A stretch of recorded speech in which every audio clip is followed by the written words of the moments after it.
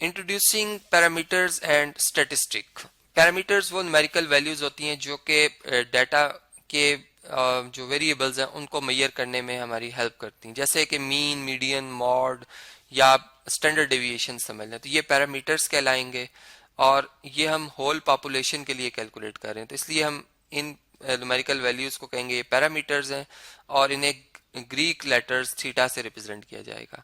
लेकिन अगर मैं स्टैटिस्टिक की बात कर रहा हूँ तो मैं सैंपल उठाऊंगा जो कि रैंडमली सैम्पलिंग के जरिए या सिस्टमेटिक सैम्पलिंग के जरिए होगा, और फिर उसके लिए हम न्यूमेरिकल वैल्यू जो कैलकुलेट करेंगे जो कि मीन, मीडियन, मॉड या स्टैंडर्ड डेविएशन हो सकती है, तो उसे हम सैंपल स्टैटिस्टिक कहेंगे और इसे हम रोमन लेटर से रिप्रेजेंट करेंगे। ठीक है, जैसे फर्ज करें कि मैं ये बात करता हूँ कि पॉपुलेशन और उसमें हम एवरेज लेना चाह रहे हैं, और एवरेज जो है वो अरिथमेटिक मीन लेना चाह रहे हैं, तो मैं उसे म्यू से जाहिर करूंगा, और उसमें मैं क्या करूंगा, तमाम ऑब्जर्वेशन जो भी है उनका सम करूंगा, जिसे मैं समेशन से जाहिर कर रहा हूँ, और डिवाइड कर दूंगा कुल तादाद से उस पॉपुलेशन की जो कि कैपिटल एन से रिप्रेजेंट कर रहा हूँ। जबकि अगर मैं सैंपल की बात कर रहा हूँ, सैम्पलिंग की, ठीक है, तो उसमें मैं क्या करूंगा कि मैं इस जो एवरेज है अरिथमेटिक मीन उसे एक्स बार से रिप्रेजेंट करूंगा जो कि एक रोमन लेटर है, और तमाम ऑब्जर्वेशन का इसमें भी सम होगा, और डिवाइडेड बाय इनकी कुल तादाद जो कि स्मॉल एन से जाहिर हो रही है।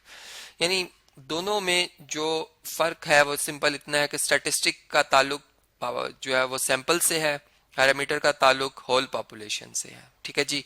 अब अगर हम फर्ज करें कि हम इनकी इंपॉर्टेंस को देखना चाह रहे हैं कि पैरामीटर्स या जो हम स्टैटिस्टिक की बात कर रहे हैं, क्या इससे एक डाटा की ऑब्जर्वेशन पे क्या फर्क पड़ता है या कंक्लूजन पे क्या फर्क पड़ता है। देखिए फर्ज करें मैं क्लास 10th को जो है वो एक एक्सपेरिमेंट के तौर पे कलेक्ट करता हूँ, सिलेक्ट करता हूँ। ठीक है, मैं इस क्लास के एनालिसिस करता हूँ। पैरामीटर फर्स्ट जो मैं इसमें रख रहा हूँ वो इनके मार्क्स की बेस पर है। ठीक है, इनके एकेडमिक जो टेस्ट है उसको मैं सामने रखते हुए बात करता हूँ, तो पता ये चलता है कि ये क्लास जो है वो 50% मार्क्स ले रही है। ठीक है, तो मैं कहता हूँ चलो इस क्लास का रिजल्ट एवरेज है। अब मैं पैरामीटर बदलता हूँ, मैं जो है स्पोर्ट्स को या गेम्स को बेस बनाता हूँ।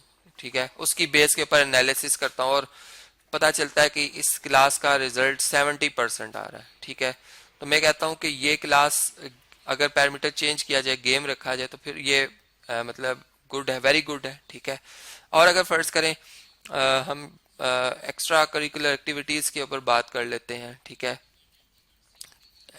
या आप यूं समझ लें कि डिबेट्स वगैरह, स्पीच, जो कि एक हट के आप इसको समझ लें कि अदर देन स्टडी हम बात कर रहे हैं। ठीक है, अदर एक्टिविटीज उसकी बेस के ऊपर हम देखते हैं, तो इस क्लास का रिजल्ट आता है 30%। ठीक है, तो अब देखें जब पैरामीटर चेंज कर रहे हैं और जो रिजल्ट आ रहे हैं वो डिफरेंट आ रहे हैं, तो इसका मतलब कि पैरामीटर्स जो है उनकी इम्पोर्टेंस हमें यहाँ से पता चलती है कि एक बेहतर डिसीजन लेने के लिए हमें जो चूज करना होता है पैरामीटर को, वो भी बहुत इंपॉर्टेंट होता है। जैसे फर्ज करें हम एक सिंपल सी बात करते हैं कि ग्रेडिंग करनी होती है हमने अगर, ठीक है, यूनिवर्सिटी की रैंकिंग कर रहे हैं हम। ठीक है, अब उसमें जो नॉर्मली किया जाता है रैंकिंग, वो इस बेस पे की जाती है कि जो फर्ज करें A+ ग्रेजुएट्स हैं, जो यूनिवर्सिटी सबसे ज़्यादा प्रोड्यूस कर रही है, उसे फर्स्ट रैंक दिया जाता है। ठीक है,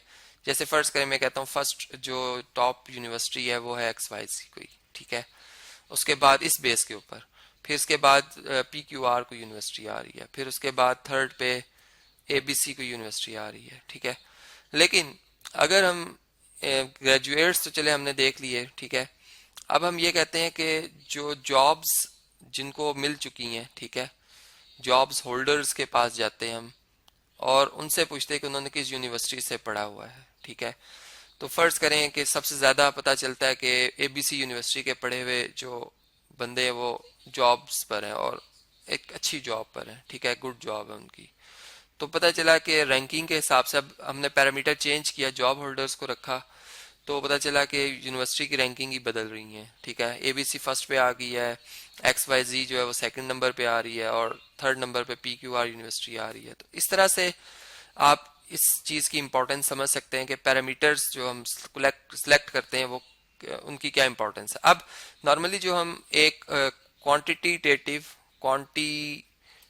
डेटा की जब बात करते हैं, उसमें जो हम पैरामीटर्स रख रहे होते हैं उसमें वेरिएंस है, ठीक है, स्टैंडर्ड डेविएशन है जिसे एस डॉट डी कहते हैं, ये डिस्पर्शन को, फैलाव को मेजर करने में काम आते हैं। रेंज है, ठीक है, इंटर आई क्यू आर यानी इंटर क्वार्टाइल रेंज है, इनका तमाम का ताल्लुक डिस्पर्शन से है। अब अगर ये डिस्पर्शन जो है फर्ज करें हम सैंपल के लिए कैलकुलेट कर रहे हैं तो ये हमारे पास पैरामीटर्स ये हमारे पास स्टैटिस्टिक कहलाएंगे, सैंपल स्टैटिस्टिक।